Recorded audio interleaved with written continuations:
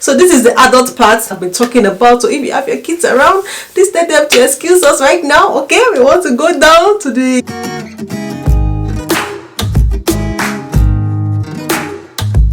Hello fam, welcome back to the channel. How are you guys doing? Hope everyone is doing great. You're welcome back to the channel. If you're new on this channel, you're welcome on board. We love you. Please don't forget to click on the subscribe button. Down here is the red button. Also there's a notification bell icon just beside the subscribe button. When you click on that, you get my notification straight to your phone whenever I post a new video on this channel. Okay guys, so today I'm going to be sharing with you some pregnancy hacks that I wish I knew earlier in life, like before my first pregnancy, so that I can maybe, you know, implement them during my first pregnancy, second pregnancy, third pregnancy, and all of that, because knowing these things will actually make life during pregnancy easy for you. Okay guys, so before I proceed, in the middle I'm going to be talking about some adult content. So in case you have your kids around, please, we have some adult discussion in between the video, just so you know before we proceed.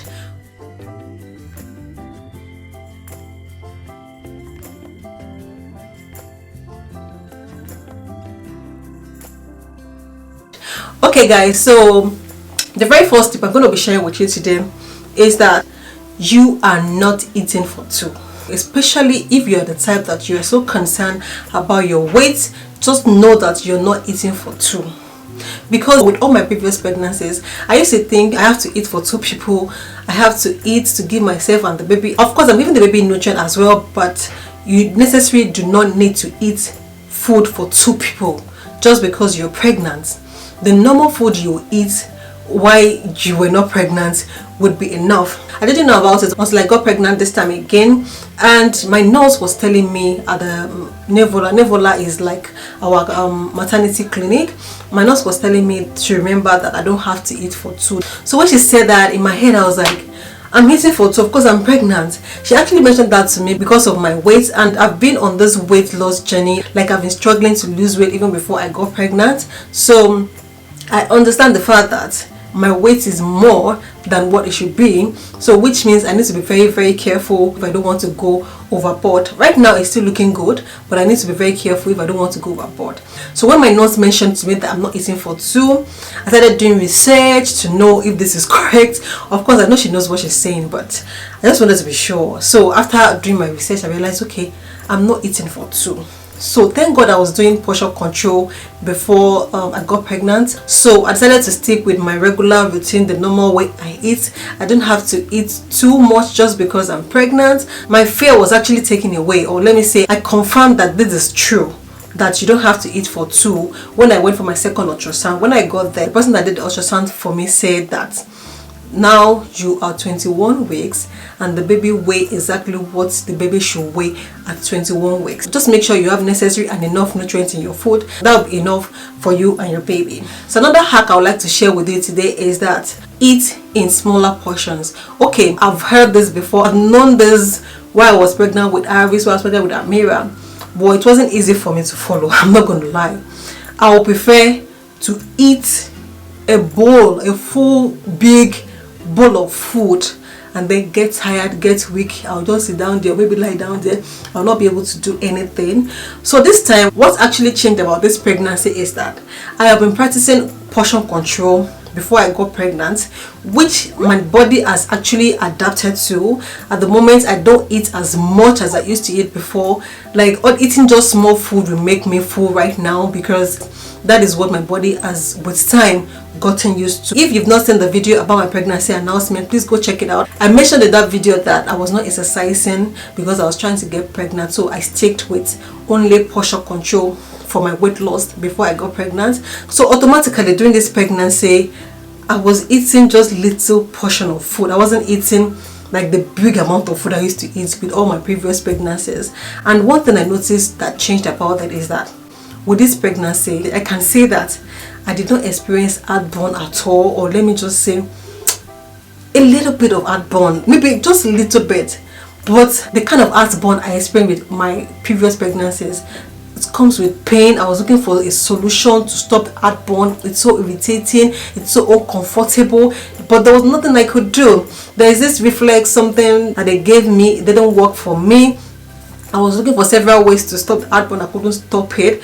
But with this pregnancy, I do not have this issue of heartburn or no heartburn. And I believe that with God's grace is because of the fact that I do not eat much food at the time. So another pregnancy hack I would like to give you today is that don't kill yourself. Take things easy. Do the little you can do. Like, you don't have to do everything. Prioritize. Okay, let's say the house is dirty, your kids need to eat, you need to cook for you and your family. Which one is more important? If you don't eat, it will affect you, it will affect your baby, it will affect you. Cannot even do anything, cannot even clean the house safe. So cooking comes first. Then you can just cook, take a break, rest. What I'm trying to say is that rest is very, very important. You cannot rule out the fact that you need to rest during your pregnancy. If you feel like you are too busy, you are too this, you are too that during pregnancy, take time off, take a break, ignore every other thing. You come first, because if you don't rest, it will not just affect your baby, it will affect you too. It might actually damage you as well. If you feel like the whole world is going crazy, ignore the whole world and just take a time off, be alone and try to rest. Another hack I would like to share with you is that it's very, very important to be active. Okay, so for me, I'm not going to lie to you, during all my pregnancies, I'm not this exercising type. I do not exercise, I'm not going to lie about that. But one good thing for me is that with Aris, Amira, and even this pregnancy, I'm always at work. So every time I'm always active. I go to work. When I go to work, there's like this bit distant from my house to the train station. When I'm coming back, I also walk back, you know, and I'm also very active at work. So because of that, I feel like I'm active in a way. So also when I'm at home, I try to be active. Of course, I try to take enough rest, it's very important, but I try to be active. When you're active, it helps you, it makes the pregnancy smooth. Also, I think it helps with labor as well. So the final intimate part that I would like to share with you guys. So this is the adult part I've been talking about. So if you have your kids around, please let them to excuse us right now. Okay, we want to go down to the special part of the story. Yeah, so it's good to be intimate with your partner during pregnancy, and the ultimate part of it that most people don't know is that being intimate with your partner can actually help you to induce labor. I'm going to be sharing my experience with you during Amira's pregnancy. I didn't know this with Aris's pregnancy, but with Amira's pregnancy, I actually read about it, and I read that the semen of men contain, I don't know what is that I can't remember the name, but that thing it contains, that is exactly something that they use when they want to induce pregnant women in the hospital. But the good thing is that the one that God made naturally, that God deposited in your husband, it contains more of that thing. I don't know the name. If I will try to research and try to put it on the screen if I find it. And according to what I read, that particular thing helps to soften the where the baby will come out from, just like prepare the labor, and it makes the labor faster. Like, it just prepares the baby to come faster and all of that. So when you are in your maybe 40 weeks or 41 weeks and you feel like I can't wait to meet my baby, I'm just tired already, you know, just try to be more active with your partner. Okay, so during Amira's pregnancy, I was already 41 weeks and I was just, you know, I was so tired of the pregnancy already. So I was very active with my husband. So on that particular day that Amira came, I was actually active on that day. I remember that immediately after Fajr prayer, I made the attempt to just disturb my husband a little bit. It's my husband, I can disturb him, yes.